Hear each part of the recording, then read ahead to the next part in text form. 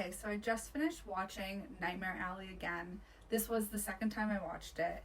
The first time I watched it, I was living in LA. I was living with a retired production designer, and he got the DVDs because he was part of the committee who got to vote who would win an award or not. I don't know too much about it. I just said, okay, I'm super happy to watch this with you. And we watched Nightmare Alley together. And the movie itself is absolutely stunning. Visually, it is, oh, it's so gorgeous. And the overall storyline being told by Guillermo del Toro, it obviously has its dark undertones. So I really, the first time I saw this movie, I was very emotionally, I was like, whoa, that was a lot. The second time I've seen it, I was like, wow, this is such an Easter egg. It's such a beautiful film. And what makes it gorgeous and what makes it a study in costume design is the way that every single department holistically works so well together to tell a story. And the story is told through a succession of color tones, color shifts, color changes. So when we're looking at the beginning of the story and the working class characters, we're seeing a real earthy undertone. We have warm neutrals, we have greens, browns, yellow undertones. And as we transition into the wealthy upper echelons of Chicago's elite ruling class, we're seeing a lot of greens, a lot of blues, a lot of cool metallics, and we also have gold, but in an impressive kind of way.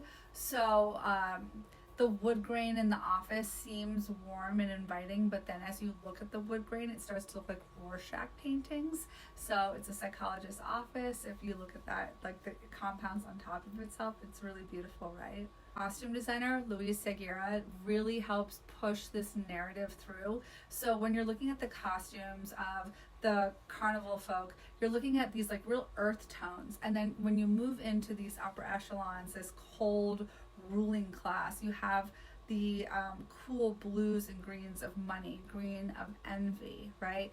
1930s, it was all about that kind of symbolism. If you look at The Great Gatsby, the color green is used to evoke envy, the envy that he has for what he cannot have.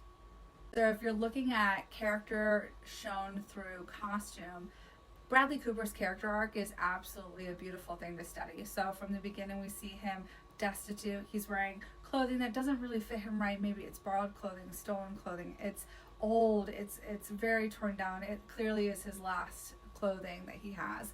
And as he goes through his change, it goes from this desperation into clothes that are a little bit more structured. He's starting to emulate other people. He's starting to wear stripes in the carnival phase of his life. So he's emulating the people who are teaching him. He's wearing the stripes. And then he starts to shift into the upper echelons of society. He's mirroring them. He has to fit in order for them to accept him, right? So his clothing becomes very tailored and strict, very restrictive of who he is. And then as he descends further into madness, his clothing starts to fall apart. He slowly descends into dishabille, or he becomes much more disheveled and run down and torn down, and his clothing showcases his mental state.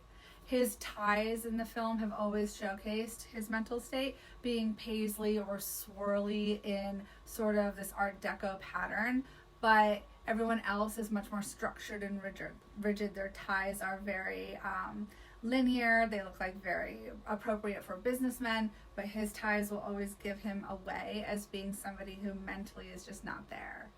When we are considering his love interest, who is played by Mara Rooney, we can see a color that is absolutely transcendent throughout, which is the color red. So similar to how we were talking about this in the costume analysis of Sleepy Hollow and Colleen Atwood using red to really showcase a story, red is a very specific choice. So in this movie, red has transcended from the carnival world into the upper echelons of Chicago society. So it showcases her inability to change, but her ability to know who she is. Red is a very powerful color, and at the same time, it showcases her inability to let go of who she was. She's always wearing the color red, whether it is in a very incredibly fancy and elaborate way, or if it's in a way that is just indicative of her character.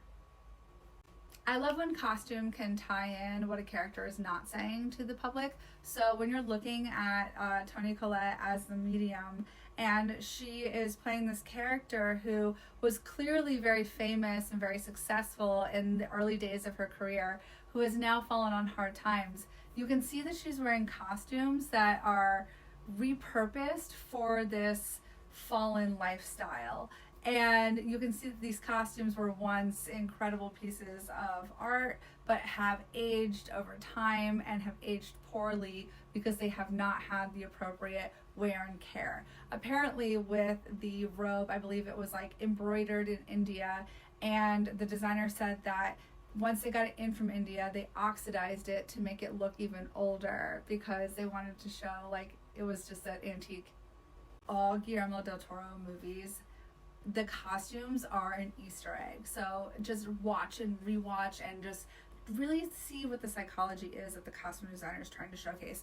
The aging and dying and the distressing effects on the clothes that are worn by the carnival folk is just so good, especially when contrasted with the clean lines and the absolutely like beautifully tailored aesthetics of the upper echelons of Chicago society, like especially Cate Blanchett. Her character, not to give things away, but like her character is top notch, and so her costumes being so deliberately tailored, so delicious under that kind of film noir bad girl lighting, like that she looks like femme fatale.